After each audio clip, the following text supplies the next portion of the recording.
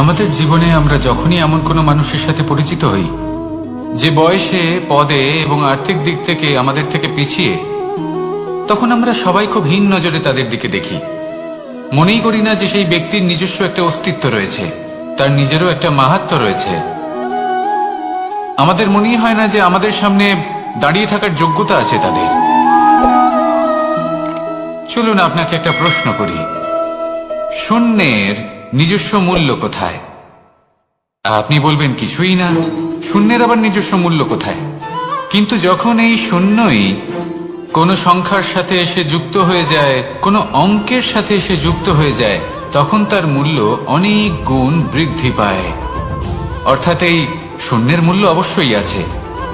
আর আমাদের জীবনেও এমন কিছু ব্যক্তি থাকেন, তাদের দেখে মনে হয় যে এদের কোনো মূল্যই নেই, কিন্তু যখন এই ব্যক্তি কারোর সাথে এসে জুড়ে যান, তখন তার মূল্য সেই ব্যক্তির বৃদ্ধি ঘটায়। এই সংসারে এমন কোনো ব্যক্তি নেই যার কোনো মূল্য নেই। যদি আমরা ধনুকের কথা বলি, তাহলে তার জন্য একটি দড়ির প্রয়োজন হয়, যেটি প্রত্যঞ্চা হিসেবে ব্যবহৃত হয়। যদি এই প্রত্যঞ্চা না থাকে, তাহলে ধনুকের কোনো মূল্যই থাকে না। যদি প্রত্যঞ্চা না থাকে, তাহলে ধনুকের অস্তিত্ব অসম্পূর্ণ থেকে যায়। এই সংসারে যে কোনো ব্যক্তি হোক বা যে কোনো বস্তু হোক, প্রত্যেকের নিজস্ব একটি মূল্য আছে। তার সম্মান করুন, সামনে অগ্রসর হন, আর আমার সাথে ভালোবেসে বলুন, রাধা রাধা। সুখ, দুঃখ এবং শক্তি, এই তিন হলো এই সংসারের ত্রিদেবের মতো। আমাদের জীবনে যা কিছু ঘটছে, এই তিনটির ভিত্তির উপরেই হচ্ছে। আসলে এই সংসারের একটা নিয়ম আছে, যখনই আপনি কিছু লাভ করেন, এই সংসার আপনার পরীক্ষা নেয়। এটা জানার জন্য আপনার পরীক্ষা নেয় যে আপনি যা কিছুই লাভ করেছেন, আপনি কি আদৌ সেটার যোগ্য কি না। ঠিক সেইভাবেই এই সুখ, দুঃখ এবং শক্তি আপনার পরীক্ষা নিয়ে থাকে। যখন সুখ আসে, তখন সে আপনার পরীক্ষা নেয় যে আপনার মধ্যে অহংবোধ জাগ্রত হয়নি তো। যদি অহংবোধ চলে আসে, তাহলে সুখ সেখানেই সঙ্গ ত্যাগ করে। দুঃখ আপনার ধৈর্যের পরীক্ষা নিতে থাকে, আর যদি আপনার মধ্যে ধৈর্য না থাকে, তাহলে এটা আপনাকে আরো বেশি দুঃখের গভীর অন্ধকারে ঠেলে দেবে। সেখানে শক্তি পরীক্ষা নেয় আপনার বিনম্রতার। যদি আপনি বিনম্র না হন, তাহলে হয় এই শক্তি আপনার সঙ্গ ত্যাগ করবে, নয় এই শক্তি বিনম্রতার অভাবে আপনার পতনের কারণ হতে পারে। এই সংসারে যে কোনো ব্যক্তি যিনি এই পরীক্ষায় উত্তীর্ণ হয়ে থাকেন, এই জীবনে তিনি সাফল্য লাভ করেন। আসুন আমার সাথে ভালোবেসে বলুন, রাধা রাধা। মানুষের জীবনে উন্নতি লাভ করার জন্য তিনটি স্তম্ভের প্রয়োজন হয়। প্রথম স্তম্ভ শিক্ষা। এই শিক্ষা আমাদের জ্ঞান প্রদান করে। দ্বিতীয় স্তম্ভ ব্যবসা, যার দ্বারা আমরা ধন উপার্জন করি। তৃতীয় স্তম্ভ হলো আমাদের ঈশ্বর, আমাদের ইষ্ট। এনার সাথে যদি আমরা জুড়ে থাকতে পারি, তাহলে এমন একটা মানসিক বল আপনি লাভ করবেন, যেটা এই সংসারে আর কোথাও পাওয়া সম্ভব নয়। কিন্তু মানুষ অনেক সময় জীবনে এই তিনটি স্তম্ভ লাভ করা সত্ত্বেও সামনে অগ্রসর হতে পারেন না। তখনও জীবনে কঠিন পরিস্থিতি আসতেই থাকে। এমনটা ঠিক কেন হয়? কারণ সে জীবনে এই তিনটি স্তম্ভ লাভ করে নেয়, জীবনে প্রয়োগও করে, কিন্তু তার ভিতের কথা সে ভুলেই যায়। যেমন প্রথম স্তম্ভ অর্থাৎ শিক্ষা। এই শিক্ষার আধার হলো শুভ চেতনা। যদি অন্তরে শুভ চেতনা না থাকে, তাহলে এই শিক্ষার কোনো গুরুত্ব থাকে না। দ্বিতীয় স্তম্ভ ব্যবসা। পরিশ্রম করে উপার্জন করতে হবে, এই কথাটা আমরা সবাই জানি এবং সবাই চেষ্টাও করি। কিন্তু ব্যবসা করতে করতে আমরা এটা ভুলে যাই আমাদের ব্যবহার কেমন হয়ে পড়েছে। এই ব্যবহার যদি শুভ হয়, তাহলে আমাদের উপার্জন আস্তে আস্তে একটা স্থির জায়গায় এসে পৌঁছবে। এবং তৃতীয় স্তম্ভ আমাদের ভগবান। যদি ওনার স্মরণে আপনি যেতে চান, তাহলে তার পূর্বে নিজের মা বাবাকে সেবা করুন। তাদের যত্ন করুন, তাদেরকে ভালোবাসুন, কারণ ওনারাই হলেন এই সংসারে আপনার সব থেকে বড় ইষ্ট। তাহলে 3 স্তম্ভের সাথে সাথে তাদের আধারকেও নিজের জীবনে প্রাধান্য দিন। কোনো সমস্যা আসবে না, জীবনে একের পর এক উন্নতি করবেন এবং এই মন প্রসন্ন হয়ে বলবে রাধা রাধা। মানুষের এই সংসারে জীবনযাপন করার জন্য কিছু জিনিসের প্রয়োজন পড়ে। এমন কিছু আবেগ, এমন কিছু বস্তু আছে যেগুলো তার প্রয়োজন হয়, কিন্তু সব থেকে বেশি যে জিনিসটা তার প্রয়োজন হয় সেটা হলো সম্মানের। আমাদের ভালো লাগে যখন কেউ আমাদের সম্মান করে, আমরা কাউকে সম্মান করলে তারও সেটা ভালো লাগে। কিন্তু আপনি দেখবেন যে সংসারে বেশিরভাগ মানুষ 2টি মাপদণ্ডের ভিত্তিতে সম্মান করেন, হয় বয়স দেখে করেন বা উপার্জন দেখে, অর্থাৎ সেই ব্যক্তি কতটা উপার্জন করেন। এবার ভেবে দেখুন, এটা আবশ্যক নয় কারোর বয়স যদি বেশি হয় তার বুদ্ধিও ততটাই বেশি হবে। আবশ্যক এটাও নয় যে কোনো ব্যক্তি যদি অত্যন্ত ধনী হন বা তার মনও নির্মল হবে বা তিনি সৎকর্ম করবেন বা এমন কোনো কর্ম করবেন যাতে উনি সম্মান লাভ করতে পারেন। হতে পারে উনি ধনী কিন্তু দুশ্চরিত্র। সেই জন্য বয়স বা উপার্জন দেখে কোনো ব্যক্তিকে সম্মান করবেন না, কর্ম দেখুন। যদি গভীরভাবে ভেবে দেখেন তাহলে দেখবেন যদি কোনো মানুষ কোনো সৎকর্ম করেন তাহলে তার প্রতি হৃদয় থেকে সম্মান জাগ্রত হয়। এটাই হলো সেই সম্মান যা অর্জন করতে হবে। বয়স আজ আছে, কাল আরো বৃদ্ধি পাবে। উপার্জন আজ আছে, কাল সেটা কমে যেতেও পারে। কিন্তু যদি আপনি নিরন্তর শুভকর্ম করতে থাকেন তাহলে আপনি মৃত্যুর পরেও অমর হয়ে থাকবেন। আসুন আমার সাথে ভালোবেসে বলুন রাধা রাধা। ভয়ের সাথে আমরা সবাই পরিচিত, কষ্টও আমরা সবাই পেয়েছি। কখনো কখনো আমরা অসুস্থ হয়ে পড়ি, আর এমন সময় হলে মাতার মমতা, কখনো বাবার স্নেহ, কখনো বন্ধুদের পাশে থাকার অনুভূতি আমাদের রোগ নিরাময়ে সাহায্য করে।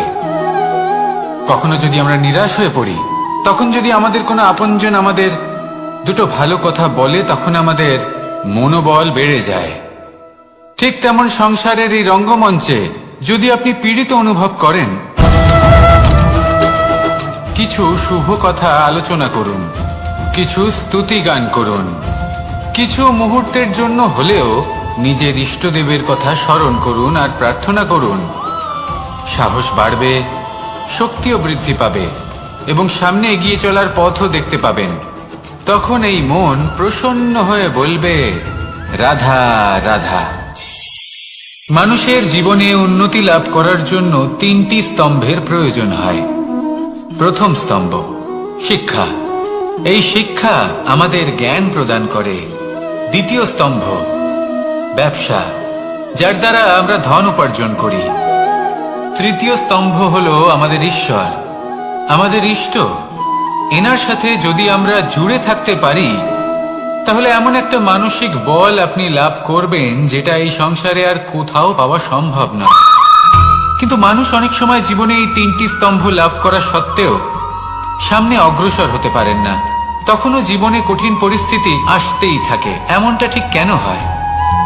কারণ সে জীবনে এই 3টি স্তম্ভ লাভ করে নেয়, জীবনে প্রয়োগও করে, কিন্তু তার ভিতের কথা সে ভুলেই যায়। যেমন প্রথম স্তম্ভ অর্থাৎ শিক্ষা। এই শিক্ষার আধার হলো শুভ চেতনা।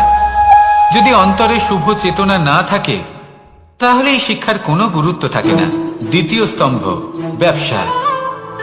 পরিশ্রম করে উপার্জন করতে হবে, এই কথাটা আমরা সবাই জানি এবং সবাই চেষ্টাও করি।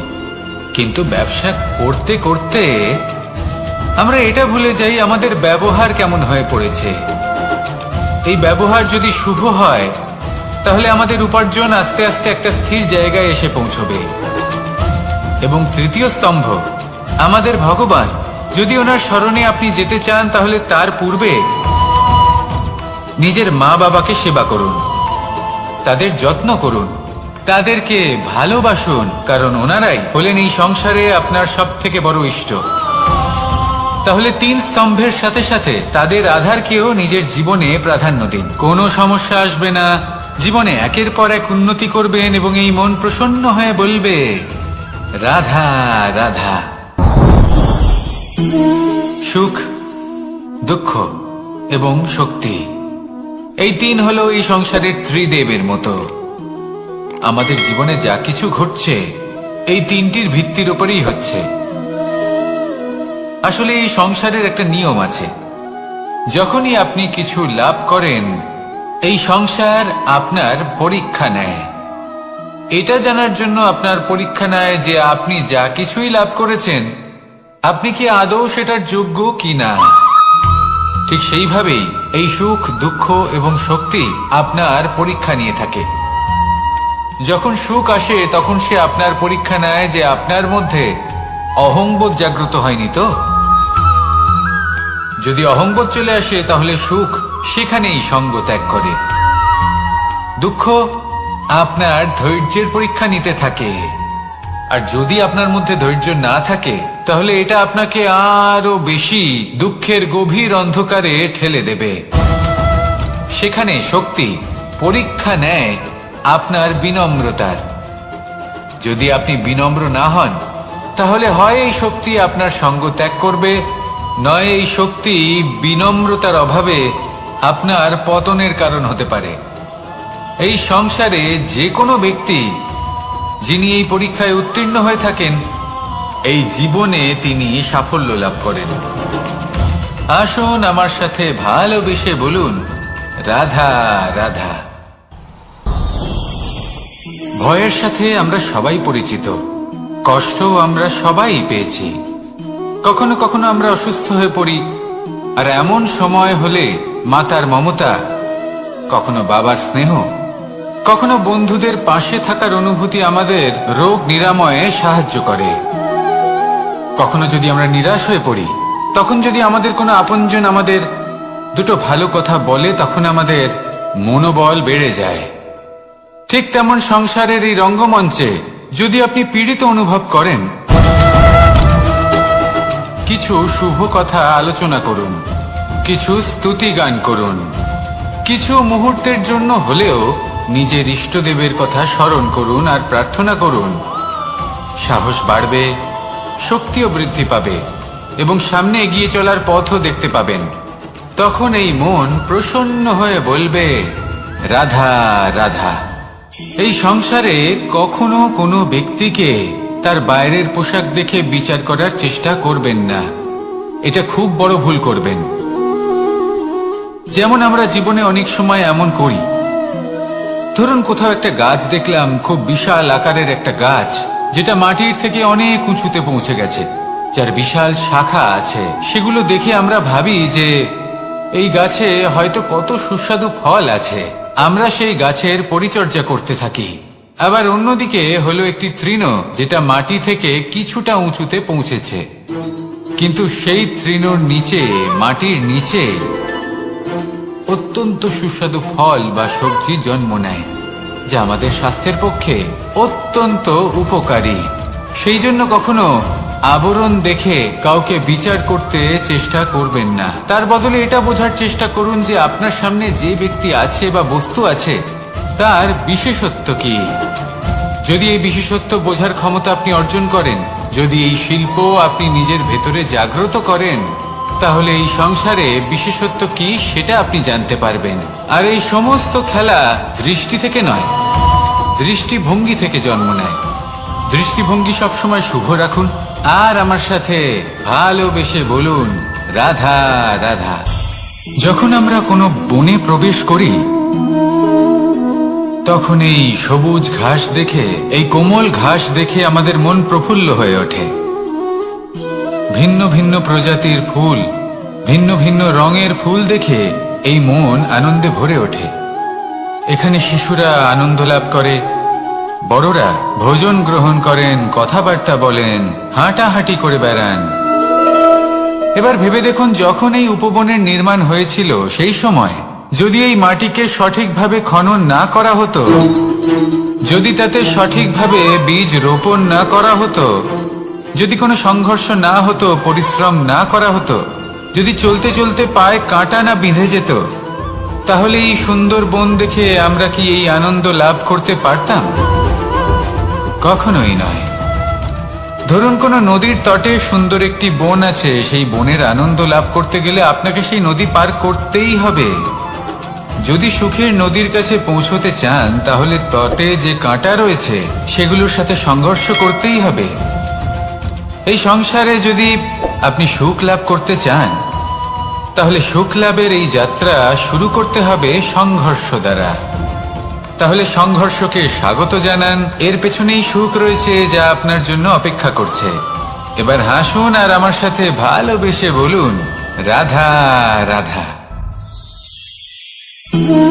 মানুষ সুখী জীবন যাপনের প্রতি এতটাই অভ্যস্ত হয়ে পড়ে যে একটা ছোট্ট সমস্যা এলেই সে সবার থেকে সাহায্য চাইতে শুরু করে দেয়।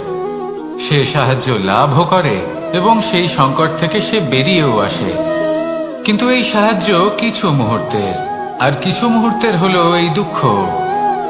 এই দুই মুহূর্তের সাহায্যের জন্য আজীবন আপনি তার কাছে ঋণী হয়ে থাকেন। আর মানবিকতার খাতিরে আপনার মনে কৃতজ্ঞতা জেগে ওঠে, আর সেই কৃতজ্ঞতা বোধ হলো যে আপনি কখনো সেই ব্যক্তিকে ছাপিয়ে যেতেই পারবেন না। সেই জন্য জীবনে সবসময় চেষ্টা করবেন নিজেকে প্রস্তুত রাখতে সেই সব সমস্যার জন্য, সেই সব বাধার জন্য যেগুলো আপনার জীবনে আসতে পারে। ততক্ষণ সাহায্য চাইবেন না যতক্ষণ না অন্য কোনো পথ না থাকছে। সাহায্য চাওয়া অনুচিত নয়, কিন্তু সাহায্য চাইলে এবং সাহায্য পেলে আপনি আজীবন কৃতজ্ঞ এবং ঋণী হয়ে থাকবেন। আর তারপর একদিন আপনি পরিবর্তন দেখতে পাবেন যে কিভাবে আপনি ছোট ছোট সমস্যার জন্য সাহায্য না চেয়ে বড় বড় সমস্যার সম্মুখীন হতে প্রস্তুত হয়ে গেছেন। এটাই হলো সংসারের নীতি।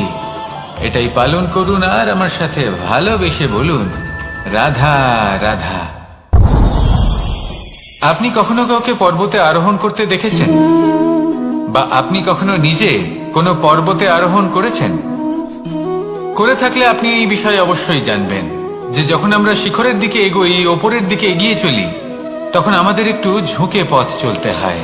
তখনই আমরা সেই পর্বত আরোহণ করতে পারি। কিন্তু যে ব্যক্তি নিচের দিকে ফিরে আসছেন তিনি কিন্তু ঝুঁকে চলেন না, তিনি দৃঢ়ভাবে সোজা হয়ে নিচে নামেন। এই ভারসাম্য বজায় রাখার এই খেলাতে সংসারের একটা সার লুকিয়ে রয়েছে। যদি আপনিও জীবনে উঁচুতে উঠতে চান, শিখরে পৌঁছতে চান, তাহলে আপনাকেও নত হয়ে বিনম্র হয়ে সামনে এগোতে হবে। সেখানে যদি আপনি বুক চিতিয়ে উদ্ধতভাবে অহংকার বোধ নিয়ে চলতে থাকেন, সেখান থেকেই আপনাকে নিচে নামতে হবে। কোনো ব্যক্তি তার বিনম্র স্বভাব দেখেই বোঝা যায় যে সেই ব্যক্তি সাফল্যের শিখর দেশে আরোহণ করছে নাকি নিচে তথা খাদের দিকে যাত্রা করছে। তাই সবসময় বিনম্র থাকুন, শ্রেষ্ঠ কর্ম করুন, পরিশ্রম করুন আর আমার সাথে ভালোবেসে বলুন, রাধা রাধা।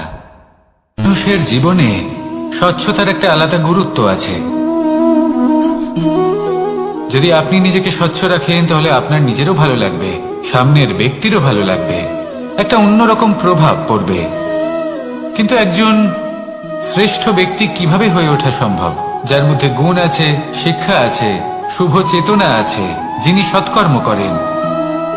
কিভাবে হব সেই ব্যক্তি যার মধ্যে জ্ঞান আছে? শুধুমাত্র স্বচ্ছ থাকলে তো তা হওয়া সম্ভব নয়।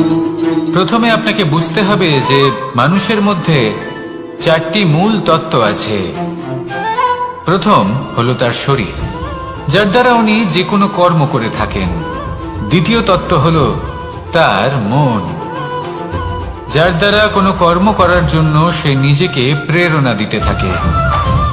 তৃতীয় তত্ত্ব হলো বুদ্ধি, যে কর্ম আমরা করতে চাই, যে লক্ষ্যে আমরা পৌঁছতে চাই, সেটা আমরা কিভাবে কোন পথে করব সেটা স্থির করা যায় বুদ্ধি দিয়ে। আর চতুর্থ তত্ত্ব হলো আত্মা। আত্মা হলো এমন এক তত্ত্ব যার কোনো সমাপ্তি নেই। আত্মা হলো অজয়, কিন্তু এরও শুদ্ধিকরণের প্রয়োজন হয়। এই চারটি তত্ত্বের শুদ্ধিকরণ করতে থাকুন, এদের নির্মল রাখুন, শুদ্ধ রাখুন। এবং এটা কিভাবে হবে? শুভ চেতনা দ্বারা, জ্ঞানের দ্বারা, এবং সব থেকে বেশি গুরুত্বপূর্ণ প্রেমের দ্বারা। আসুন আমার সাথে ভালোবেসে বলুন রাধা রাধা। এই জীবনে তিনটি গুরুত্বপূর্ণ শব্দ আছে যা বোঝা আমাদের কাছে খুব গুরুত্বপূর্ণ, এবং এই তিনটি শব্দের নিজস্ব অর্থ আছে। প্রথম হলো সঙ্গবদ্ধতা, অর্থাৎ একসাথে মিলে কাজ করতে হবে, একসাথে মিলে পরিশ্রম করতে হবে, সামনে এগোতে হবে। এরকম করতে পারলে আপনার শক্তি বৃদ্ধি পাবে, আপনার ক্ষমতা বৃদ্ধি পাবে, আপনি এগোতে পারবেন এবং অনেক দূরে যেতে পারবেন। দ্বিতীয় হলো আত্মবিশ্বাস। হেরে যাওয়া বস্তুও আবার জিতে নিতে পারবেন। যদি আপনার নিজের আত্মবিশ্বাস থাকে তাহলে আপনি কখনো পরাজিত হবেন না। এবং তৃতীয় হলো অহংকার। জয়লাভ করার পরেও কিন্তু এটা আপনাকে পরাজিত করতে পারে। সেই জন্য জীবনে সঙ্গবদ্ধ হন, আত্মবিশ্বাস রাখুন, কিন্তু কখনোই অহংকার করবেন না। এই অহংকার আপনার থেকে সবকিছু কেড়ে নিতে পারে। এই অহংকারের জন্যই মথুরাপতি কংস নিজের পতনের দিকে অগ্রসর হয়েছিলেন।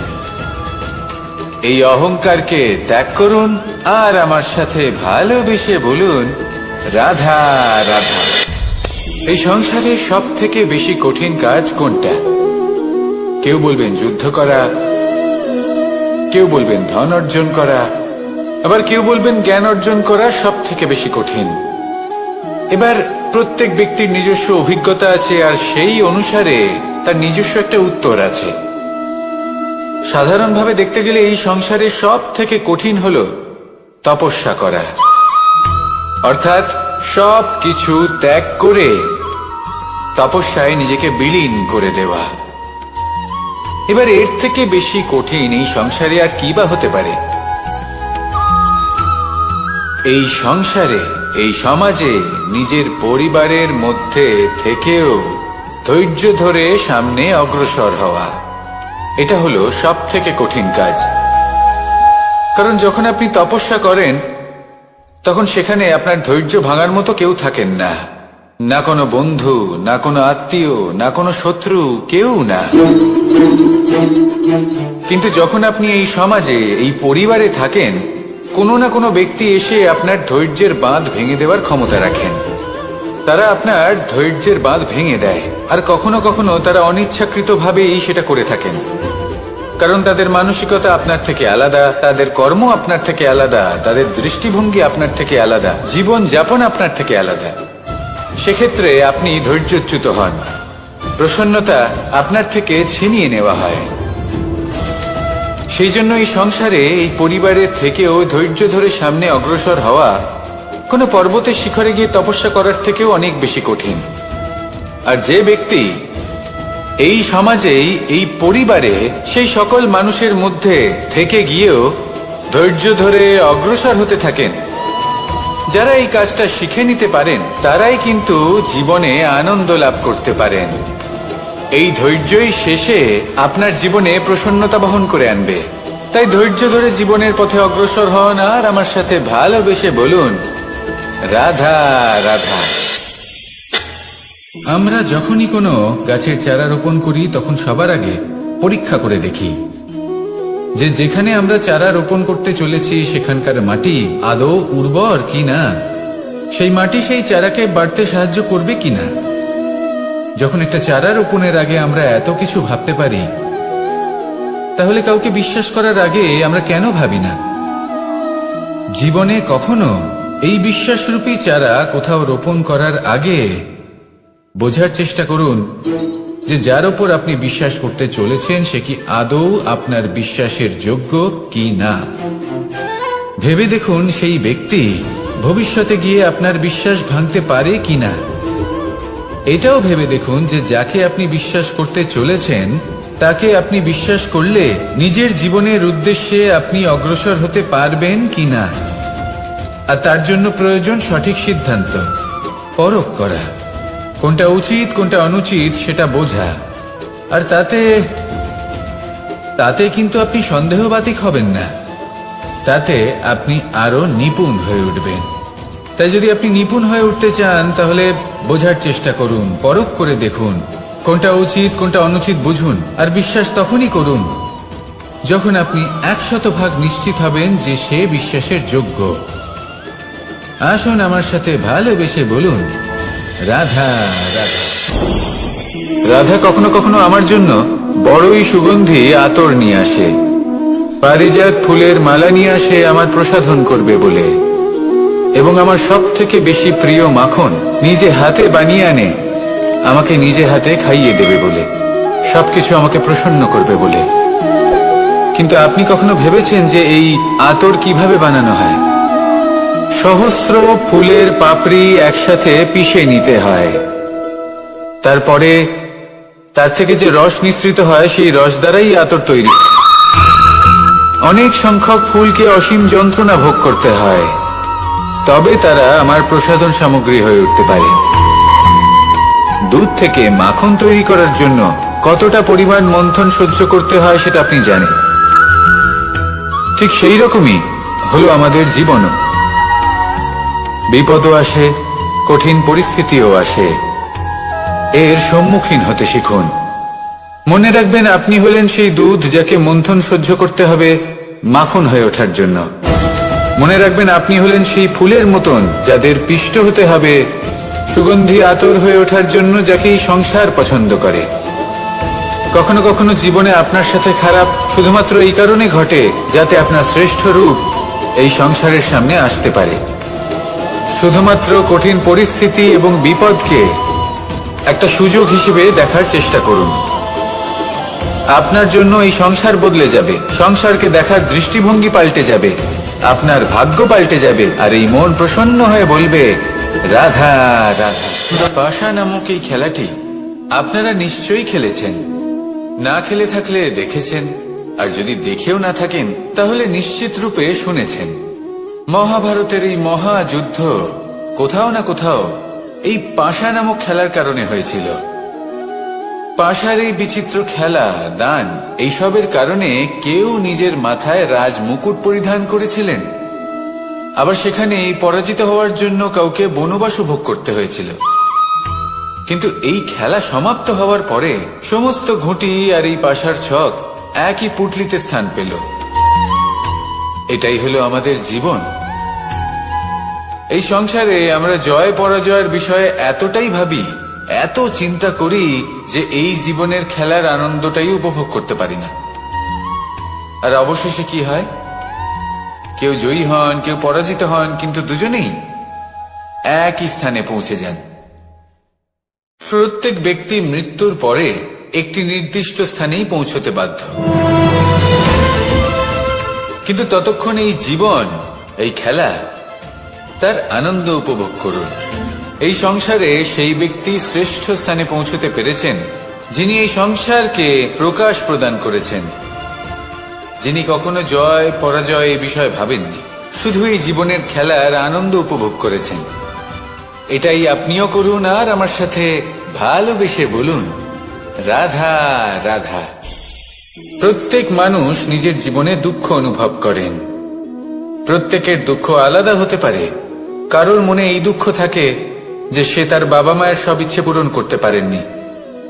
কেউ এটা ভেবে দুঃখ পান যে সে চিরকাল সদাচার করেছেন, সৎকর্ম করেছেন, কিন্তু তাও তাকে দুরাচারী বলে মনে করা হয়। কেউ এটা ভেবেও দুঃখ পান যে তার সামনে যে ব্যক্তি রয়েছেন তার চোখে তিনি শত্রু হয়ে উঠেছেন বা দুষ্ট হয়ে উঠেছেন, যেখানে তিনি হয়তো কোনো অনুচিত কাজই করেননি। এবার এই সমস্ত বিষয় নিয়ে ভেবে নিজের ব্যক্তিত্ব নিয়ে সন্দেহ প্রকাশ করবেন না। যদি নিজের ব্যক্তিত্ব নিয়ে কোনো সন্দেহ থেকে থাকে তাহলে কর্ম সংক্রান্ত প্রশ্ন করুন যে আপনি যা করেছেন তাতে কি উচিত ছিল, কি অনুচিত ছিল। যেটা প্রয়োজন সেটা এটা বোঝার যে আপনার অন্তর্মন, আপনার বিবেক আপনাকে কি বলছে, আর আপনার অন্তর্মন আর আপনার বিবেক আপনাকে যেটা করতে বলবে শুধু সেটাই করুন।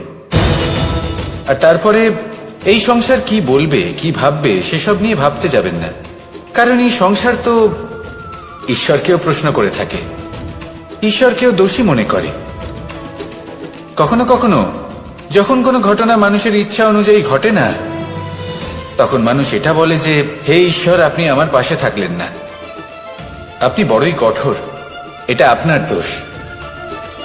যেখানে বেশিরভাগ সময় হয়তো সে নিজেই নিজের কর্মফল ভোগ করছে, আর কখনো কখনো ঈশ্বর হয়তো তার জন্য আরো ভালো কোনো পরিকল্পনা করে রেখেছেন, কিন্তু মানুষ এটা বুঝতে পারে না। তাই দিনের শেষে যেটা প্রয়োজন সেটা হলো নিজের মনের কথা বুঝতে হবে। আপনার বিবেক কি বলছে শুধু সেটাই করুন, আর সামনে এগোতে থাকুন। আমার সাথে ভালোবেসে বলুন, রাধা রাধা। পরিবর্তন, এটা হলো সৃষ্টির অমূল্য নিয়ম। এই সংসারে সবকিছু সময়ান্তরে পরিবর্তিত হয়, এই সময়ও পরিবর্তিত হয়। পরিবর্তন চিরকাল হয়ে এসেছে আর চিরকাল হতে থাকবে, কিন্তু এবার আমরা সেই পরিবর্তন কিভাবে লাভ করব যেটা আমাদের প্রয়োজন, যেটা আমরা চাই। আমরা জীবনে বিকাশ চাই। এই বিকাশ কিভাবে লাভ করতে পারি? এই প্রকৃতি কিন্তু আমাদের অত্যন্ত উত্তম উদাহরণ দিয়ে বুঝিয়েছে। একটি বিন্দুর উদাহরণ দিয়েছে যা ভবিষ্যতে একটা বিশাল নদীর আকার ধারণ করে। এটা কিভাবে হয়? মেঘ থেকে একটি বিন্দু ঝরে পড়ে সেই পর্বতের ওপর যেখানে হিম আছে। সেই হিমের সংস্পর্শে আসা মাত্র সেই বিন্দুর সাথে আরো বেশ কিছু বিন্দু যুক্ত হয়, তারপর তারা অগ্রসর হয়, আরো কিছু বিন্দু যুক্ত হয়, আস্তে আস্তে একটা ক্ষীণ ধারার রূপ ধারণ করে, এবং সেটাই ভবিষ্যতে আরো এগোতে থাকে। অনেকটা যাওয়ার পর যখন অনেক সংখ্যক বিন্দু একসাথে যুক্ত হয়, তখন সেটা বিশাল নদীর আকার ধারণ করে। এবার আমরা মানুষ বলে আমাদের সাথে এই নিয়মের অন্যথা হয় তা নয়। আমরাও এই প্রকৃতির অংশ, আমাদের ক্ষেত্রেও একই নিয়ম প্রযোজ্য। যখন পরিশ্রম করে অনেক সংখ্যক বিন্দু আমরা একত্রিত করব, তখনই পরিবর্তনের নদী প্রবাহিত হবে। প্রয়োজন হলো নিরন্তর পরিশ্রম করা এবং ধৈর্য ধরা। এটা করতে থাকুন, জীবনে সবকিছু লাভ করতে পারবেন, কারণ প্রকৃতি আমাদের এটাই শিখিয়েছে, আর আমরা এই ব্রহ্মরই একটি অংশ, যার দ্বারা এই ব্রহ্মাণ্ড নির্মিত। আসুন আমার সাথে ভালোবেসে বলুন, রাধা রাধা। কখনো এই প্রকৃতির দিকে তাকিয়ে থাকবেন। এই প্রকৃতি অনেক ধরনের শিক্ষা দেয়। কোন একটা গাছকে দেখুন, কিভাবে সে মাটি থেকে জল শুষে নেয়। সে ঝড় হোক বা হোক কড়া রোদ, সব সহ্য করে এবং অবশেষে সে ফল ধারণ করে। আর সেই ফল উৎপন্ন করার পরে সে ফল কিন্তু সে নিজে গ্রহণ করে না, এই সংসারকে প্রদান করে, যাতে পশু পাখি মানুষ তারা এই ফল গ্রহণ করে শক্তিশালী হয়ে উঠতে পারে, সুস্থ থাকতে পারে। সেভাবেই নদী, সরোবর এরা নিজেরাও কিন্তু নিজেদের জল গ্রহণ করে না, মাটিকে প্রদান করে, পশু পাখিকে প্রদান করে। সূর্য নিজেও নিজের জন্য প্রজ্বলিত হয় না, সে প্রকাশ ছড়িয়ে দিতে চায় আমাদের সবার কাছে, সে আলো পৌঁছে দিতে চায়। এই প্রত্যেকের কর্মে পরমার্থ নিহিত আছে, আর সেই জন্যই এদের সকলকে পুজো করা হয়। তাই মনে রাখবেন, আপনার কাছে জীবন যাপনের অতিরিক্ত যা কিছুই আছে তা পরমার্থের জন্য। তাহলে তার সদ্ব্যবহার করুন, আর আমার সাথে ভালোবেসে বলুন, রাধা রাধা। আমরা প্রত্যেকেই অবশ্যই এমন সময় দেখেছি যখন অনেকগুলো সমস্যা একসাথে আমাদের জীবনে এসে পড়ে। সমস্যা আমাদের প্রত্যেকের জীবনেই থাকে। আমরা তার সমাধান খুঁজতে চেষ্টা করি, কখনো সমাধান খুঁজে পাই, আবার কখনো যতই চেষ্টা করি না কেন কোনো সমাধান খুঁজেই পাই না। আর যখন এটা হয় তখন মানুষ অত্যন্ত বিচলিত হয়ে পড়েন। নিজের আত্মীয় স্বজন, নিজের বন্ধু বা সংসার, এদের ওপরে এই দোষ চাপিয়ে দেন যে এদের জন্যই এই সমস্যা এসেছে। এবার যদি আমি আপনাকে কোনো পরামর্শ দিই, তাহলে এটাই বলবো যে দৃষ্টিভঙ্গি পাল্টে দেখুন।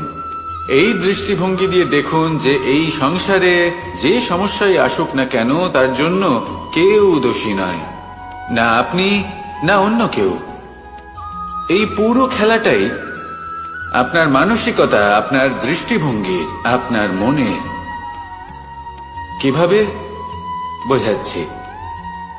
যখন আমাদের মন শক্ত থাকে তখন কঠিন থেকে কঠিনতর পরিস্থিতিও আমাদের জীবনে খুব বেশি হলে প্রতিস্পর্ধা হয়ে থেকে যায়। সেখানে যদি আমাদের মন দুর্বল থাকে, তখন অল্প কঠিন পরিস্থিতিও আমাদের কাছে খুব বড় সমস্যা হয়ে যায়, তাই না? একটা শক্ত মন কঠিন পরিস্থিতিকে প্রতিস্পর্ধা হিসেবে দেখে আর তার মধ্যে ওটা সুযোগ খুঁজে নেয়। আমাদের শুধু এটাই করতে হবে। এই সংসারে অন্য কাউকে দোষী মনে করলে আপনার সমস্যা দূর হয়ে যাবে না। সেই জন্য এই সংসারকে দোষ দেওয়ার বদলে এই সমস্যার মূলে চলে যান, সেটাকে বুঝুন, নিজের এই মনকে শক্ত করে তুলুন। যদি আপনার মন শক্তিশালী হয়, তাহলে এই সংসারে অনেক বড় বড় কঠিন থেকে কঠিনতর পরিস্থিতিও যদি আসে, আপনার জীবনে যতই বড় বড় সমস্যা আসুক না কেন, আপনার লক্ষ্য লাভে বাধা দিতে পারবে না। আসুন আমার সাথে ভালোবেসে বলুন, রাধা রাধা। আমরা সবাই পাথর দেখেছি, পর্বতও দেখেছি, শুকনো পাতাও দেখেছি, শ্যামল বনানীও দেখেছি। কখনো ভেবেছেন পাথরের অস্তিত্ব কিন্তু ততক্ষণ পর্যন্ত যতক্ষণ সে পর্বতের গায়ে আটকে থাকে। যখন সেই পর্বত থেকে সেই পাথর ভিন্ন হয়ে যায় ও নিজের অস্তিত্ব হারিয়ে ফেলে, আস্তে আস্তে কখনো পাথর কেটে বা কখনো পিষ্ট হয়ে সেই পাথর আস্তে আস্তে মাটিতে পরিণত হয় এবং পূর্ণরূপে নিজের অস্তিত্ব হারিয়ে ফেলে। এটাই পাতার সাথেও হয়। এই পাতা যতক্ষণ গাছের ডালের সাথে যুক্ত, ততক্ষণ তার অস্তিত্ব থাকে। যখনই ডাল থেকে বিচ্ছিন্ন হয়, সেও নিজের অস্তিত্ব হারিয়ে ফেলে। আর এটাই আমাদের সাথেও হয়। যতক্ষণ আমরা নিজেদের আপনজনের সাথে যুক্ত থাকি, আমাদের অস্তিত্ব বজায় থাকে। যখন আপনজনদের সাথে সম্পর্ক ছিন্ন করি, তখন আমরাও আমাদের অস্তিত্ব হারিয়ে ফেলি। এবার এই সংসারের প্রত্যেক ব্যক্তি স্বতন্ত্র থাকতে চান, আর অনেক ব্যক্তি স্বতন্ত্র থাকবেন বলে আপনজনদের দূরে করে দেন আর তাদের সাথে এই সম্পর্ক ছিন্ন করেন। এটা কি সত্যি প্রয়োজন? আপনজনদের সাথে সম্পর্ক ছিন্ন করে নিজের অস্তিত্ব হারিয়ে ফেলা প্রয়োজনীয়, নাকি আপনজনদের সাথে সম্পর্ক বজায় রেখে নিজেদের স্বতন্ত্র করে রাখা সেটা আবশ্যক? নির্বাচন আপনারই। আসুন আমার সাথে ভালোবেসে বলুন, রাধা রাধা।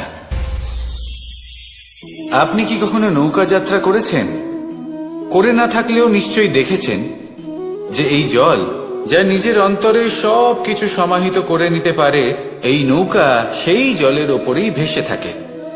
নদীর স্রোত কাটিয়ে সে সামনে অগ্রসর হয়। কিন্তু যদি এই নৌকায় কোনো ছিদ্র হয়, তাহলে কিন্তু সেই নৌকা ডুবে যাবে। আর এতে কোনো তফাৎ হবে না যে সেই ছিদ্র ছোট নাকি বড়, নৌকা ডুবে যাবে। এই ছিদ্র হলো আমাদের জীবনে আমাদের অপগুণ, আমাদের দোষ, আমাদের বিকার। কখনো এটা ভাববেন না যে এই দোষ খুবই ছোট, এতে কিছুই যাবে আসবে না। না, সেই ছোট দোষ, সেই ছোট বিকার যদি সেটাকে শুধরে না নেন, তাহলে সেটা আপনাকে আপনার পতনের দিকে নিয়ে যাবে। শেষ পর্যন্ত এটা আপনার উপর নির্ভরশীল যে আপনি কি চান। আপনার জীবনের এই নৌকা এভাবেই ডুবে যেতে দেখবেন, নাকি নিজেকে শুধরে নিয়ে সেই নৌকার সেই ছিদ্রটাকে ভরিয়ে তুলতে চাইবেন? নির্বাচন আপনার। আসুন আমার সাথে ভালোবেসে বলুন, রাধা রাধা। জল, জলই পৃথিবীতে বেঁচে থাকার জন্য আবশ্যক তো বটেই, কিন্তু এই জল আমাদের একটা অত্যন্ত গুরুত্বপূর্ণ শিক্ষা প্রদান করে। কখনো এই জলকে দেখেছেন? যে পরিস্থিতিতে এই জল প্রবাহিত হোক না কেন, এর উপর যা কিছুই প্রভাব থাকুক না কেন, এর পথে যতই বাধা আসুক না কেন, তার মধ্যে থেকে ও নিজের পথ ঠিক বের করে নেয়, কিন্তু নিজের প্রবাহ থামতে দেয় না, ক্রমাগত অগ্রসর হতে থাকে। সেরকমই একটা শিক্ষা যেটা আমরা জল থেকে পেয়ে থাকি, তা হলো এটা: আমরা যখন জলের দিকে তাকাই, তখন আমরা নিজের প্রতিবিম্ব দেখি, স্পষ্টভাবে দেখতে পাই। কিন্তু তখনই দেখতে পাই যখন এই জল শান্ত থাকে, স্থির থাকে। যদি এই জল অশান্ত হয়ে থাকে, স্থির না হয়, তাহলে আমরা এতে নিজের প্রতিবিম্ব দেখতে পাই না। এটাই আমাদের মনের সাথেও হয়ে থাকে।